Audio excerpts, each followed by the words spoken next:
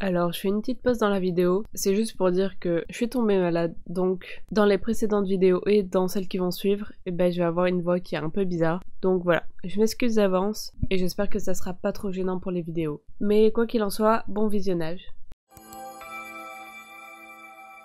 Salut, alors du coup on se retrouve aujourd'hui avec Linktober numéro 5 avec le thème de corbeau. Et pour ce thème là, j'ai décidé de faire un corbeau. Non, c'est pas vrai! Mais c'est super!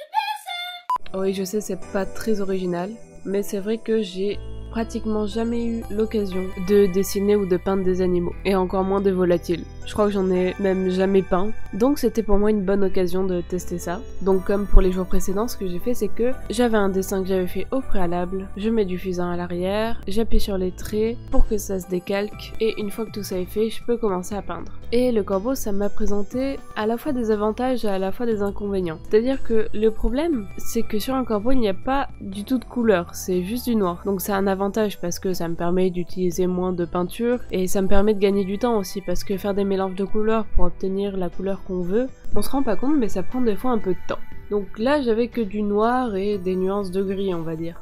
Donc sur ce point-là, c'était positif. Sauf que quand on a un élément qui est globalement tout en noir, j'avais juste peur que les plumes se dissocient pas des yeux et ne se dissocient pas non plus du bec. Et je me suis dit, si je peins tout d'un coup en noir, je vais juste plus voir le bec et les yeux où ils sont positionnés, et ça va pas le faire. Du coup, j'ai commencé à peindre d'abord les plumes, à mettre les nuances de gris, donc j'ai pas peint plume par plume, j'ai pas fait de l'hyperréalisme ou quoi que ce soit. Mais voilà, j'ai ajouté quelques reflets pour que les plumes apparaissent et que ça soit pas une masse noire. Et ensuite j'ai fait les yeux et le bec. Et donc faire ça en plusieurs étapes, ça m'a permis de me faciliter la vie finalement. Et au final, c'était pas une des peintures les plus compliquées que j'ai eu à faire, je pensais qu'elle serait bien plus complexe que ça. Et je la trouve vachement mignonne. Il me semble que je m'en suis pas mal sortie. Alors vous me direz dans les commentaires ce que vous en avez pensé, mais ce petit corbeau je l'apprécie quand même pas mal.